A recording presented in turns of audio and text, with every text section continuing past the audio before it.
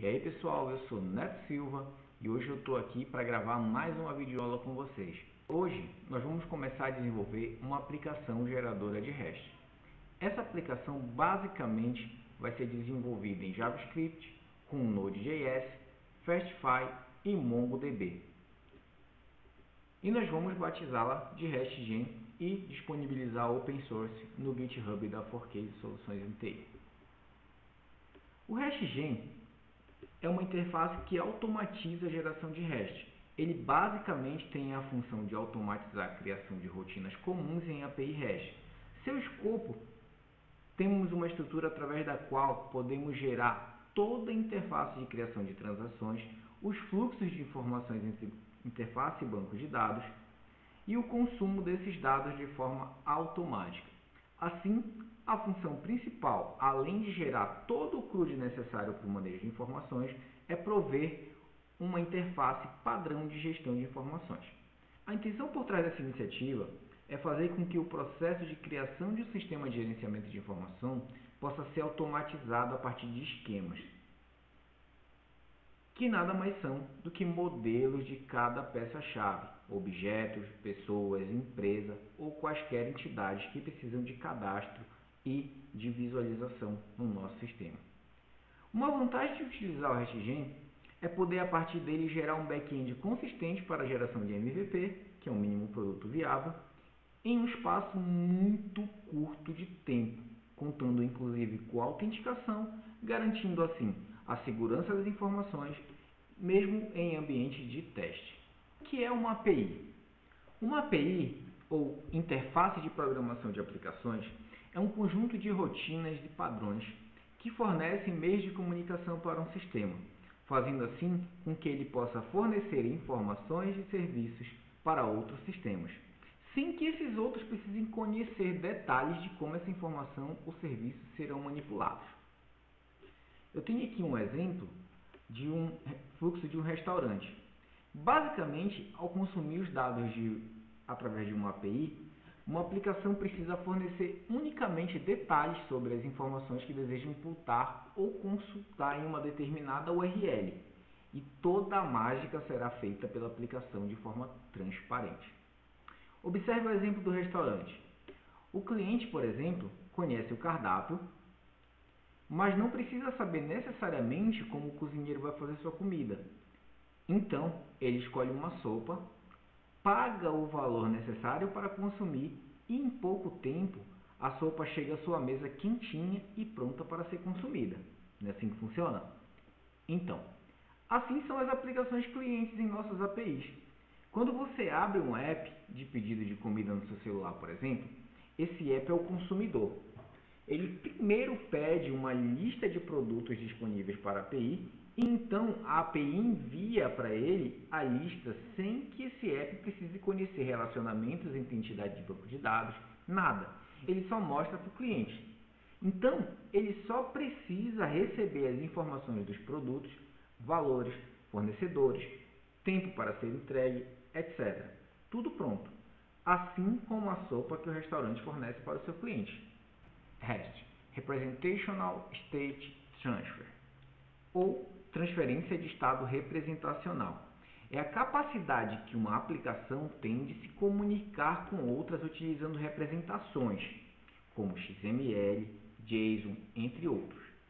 Essas transferências são feitas utilizando métodos HTTP, como POST, GET, PUT e DELETE, que servem como meios de comunicação, interfaces, para a transferência dessas representações de dados entre API e aplicações consumidoras. Assim, uma API REST é justamente uma API que provê a troca de informações entre aplicações cliente e servidor, em estado representacional como JSON. Daí o nome, transferência de estado representacional. Legal? Observe que o REST, além dos métodos que são as rotas para cada transação, mais o verbo da transação, que é o GET na rota tal. Vamos lá, quero pegar usuários, dar um GET na rota de usuários. Eu quero incluir um usuário, um POST na rota de usuários. Então, o REST, além dos métodos, que são a rota para essas transações, Tem as fases da negociação. A primeira fase delas é o request, que é justamente a requisição, onde se inicia uma nova transação. Então, ainda seguindo o exemplo da nossa API do restaurante, um cliente vai no restaurante para comprar uma sopa. Ao chegar no balcão, ele é atendido e ele vai escolher o seu pedido e fazer o pagamento por ele. Assim, na nossa API REST, temos o post. Imagine que a rota é o cardápio, onde o cliente vai escolher que tipo de sopa ele quer. E o pagamento seja o estado representacional que ele vai fornecer, nesse caso, dinheiro. O estado representacional no request, por exemplo, eu mando um JSON para criar um usuário. Então, o estado representacional aqui no nosso restaurante pode ser o pagamento. Ele vai se transformar em algum momento e nos trazer uma resposta. Então, em programação, o pagamento seria um estado representacional de algo que queremos consumir, no caso da nossa API. O estado que vamos usar, então, será a informação em formato JSON. Legal? Na estrutura de um restaurante, por exemplo, o dinheiro vai se transformar em sopa quando o dono do restaurante compra com dinheiro os ingredientes da sopa e com o mesmo dinheiro ele paga o salário do cozinheiro, ele paga a organização do restaurante, o garçom, etc. Então, isso é um estado representacional. O dinheiro, no caso, é como se fosse o JSON que a gente está enviando para criar o cardápio da nossa sopa. E o response nada mais é que o quê? É a sopa pronta, né? Então, a segunda fase da negociação é o response, que é as respostas que a gente recebe da nossa requisição. Ainda no restaurante, por exemplo, podemos imaginar os tipos de resposta. Imagine que o cliente fez o pagamento no cartão e não tinha saldo suficiente.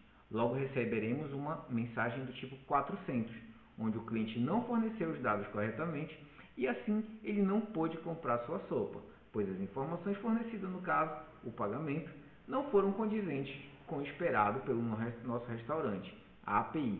No caso da API, teríamos então uma página não encontrada, ou um 404, porque eu não bati, o cliente não mandou a informação de rota correta. Legal? Ainda podemos ter os casos onde o cliente conseguiu pagar, mas quando chegou o envio do pedido na cozinha, a garçom foi informado que não tinha mais os ingredientes para fazer a sopa. Então a gente recebeu um erro 500, que é um erro interno, ou seja, o restaurante não pôde fazer a venda da sopa, então é um erro da aplicação. Por fim, nós temos o caso de sucesso, onde o cliente escolheu a sopa, o restaurante tinha a sopa disponível e a sopa então foi entregue ao cliente. Em estado representacional de JSON, a gente tem uma sopa de cebola quentinha. E isso daí a gente receberia na nossa página um 200 OK, seguido pela resposta que a gente solicitou ao nosso back-end. Então, basicamente o que eu tinha para falar com vocês sobre API e REST para iniciar nosso gerador de REST era isso. E eu espero vocês nas próximas aulas. Não esqueçam de deixar o like de vocês aí, que é muito importante para divulgar o nosso canal. Se você gostou dessa videoaula, se inscreve aí no nosso canal, deixa o like e ajuda a gente a divulgar nosso trabalho. Beleza? Valeu e até a próxima.